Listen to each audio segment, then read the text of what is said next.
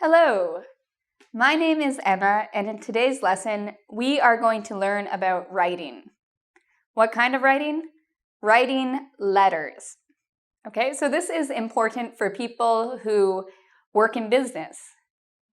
It's also important for people who like to write letters to their friends maybe, or to their grandparents in English. Also, it is a very useful video for anyone who is taking the general IELTS test. So if you're taking not academic, but general, this is an important video. And also if you plan to immigrate to Canada and you want to do the Canadian immigration test, which is called the CELPIP, this video will also be useful and helpful to you. Okay, so let's get started. What do I mean by formal and informal? Informal means something you would write to your friends, something you would write to your parents. Well, probably your parents, unless you're afraid of your parents, then you might be more formal. Your classmates, your coworkers. Okay, so this is, it means it's not formal. It's for people you know well.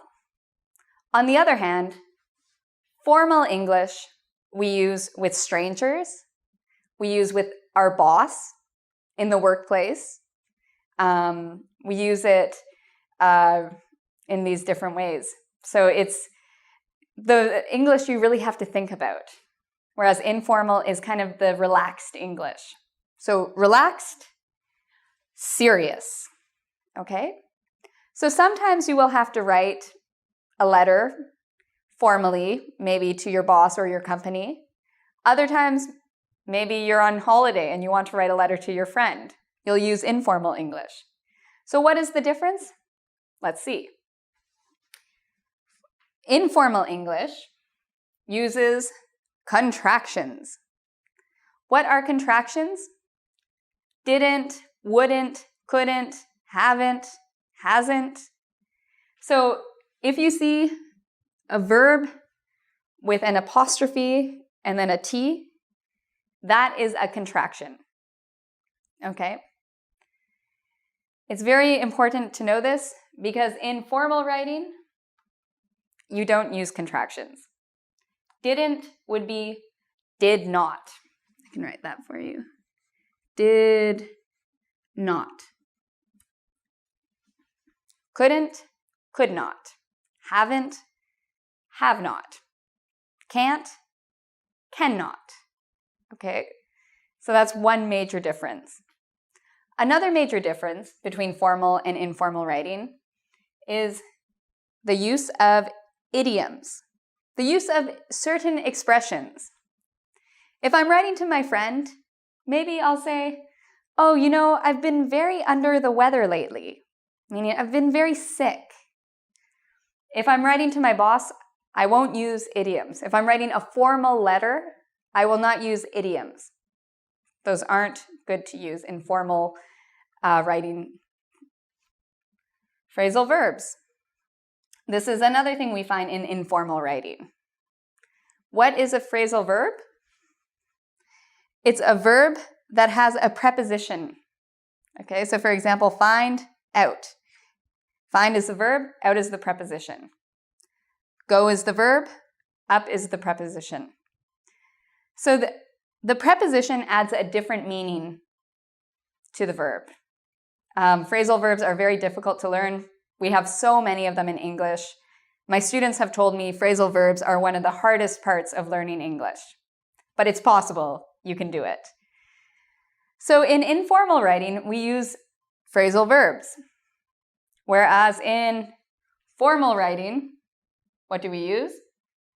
We don't use phrasal verbs. We usually use longer words that mean the same thing.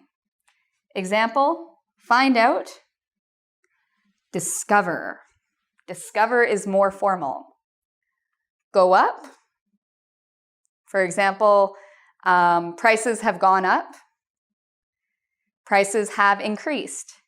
Increased is more formal. Okay. For more of these examples, there will be a list in the resource section of the IngVid website. I'll talk more about that later. Next, imperatives. Imperatives are sentences that start with a verb. Don't talk to me that way. Help your mother more.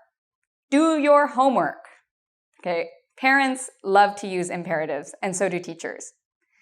So if you're writing to your friends, you can use imperatives.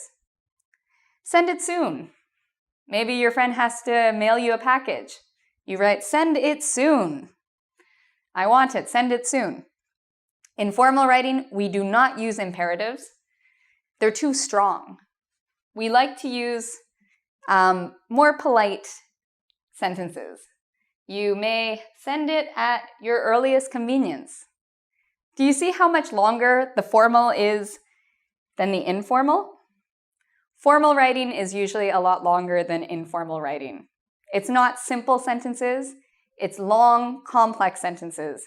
And you often see words like may, could, would, instead of want, can, okay. So this is one of the main differences. All right, so what are some more examples? For informal, words like very. He's very cool. He's really great. He's totally hot. Okay, these are things you would never say in the workplace, but you might say to your friend. So if you see very, really, totally, informal English, okay? It's okay to use these in letter writing, but not when you're writing to a client, to your boss, in the workplace. On the IELTS, if it says, a formal letter, don't use these words. What about formal? Strongly. I strongly advise you to clean your room. You'd never write that to anyone, but that's an example of strongly. It gives emphasis just like really, very, and totally do. Okay, so I strongly agree. We strongly recommend that you send in your order form as soon as possible. Okay, so you might see the word strongly used in formal writing. Okay, informal writing. You can use these as connectors. Okay, so if you're connecting one idea to another idea, one paragraph to another paragraph, to top it all off, on top of it all. To top it all off, my vacation was ruined because of a blizzard. To top it all off, there was a fly in my salad. To top it all off, the actor in the movie was horrible. Okay? On top of it all, these sort of mean like the last thing you say, the last word on something. On top of it all, she was very rude to me. So these are informal expressions to connect ideas. Here we have some formal equivalents. Furthermore, she was rude to me. Furthermore, the actor was terrible. Okay? So it's the formal way of saying things. Moreover, and all of these are another way to say and. So don't let these words scare you. It's just another way to say also, and. You add another piece of information. Okay, next idea for what's informal use. TV. TV, what is TV? It's an abbreviation. It's the short form of a word. The full word is television. So what does this mean? Do not use abbreviations in formal writing. You can use TV in informal writing. Don't use abbreviations in formal writing. Next idea, exclamation point. In informal writing, you can write exclamation. It's okay. In formal writing, can you do this? No. So no exclamation point. Another difference, in informal writing, you can use the word a lot. I have a lot of friends. I have a lot of hobbies. I have a lot to say to you. I have a lot to teach you. In formal writing, the better thing to use is much or many. Okay, so if you write a letter in your company, much, many. Better idea. They all mean a lot.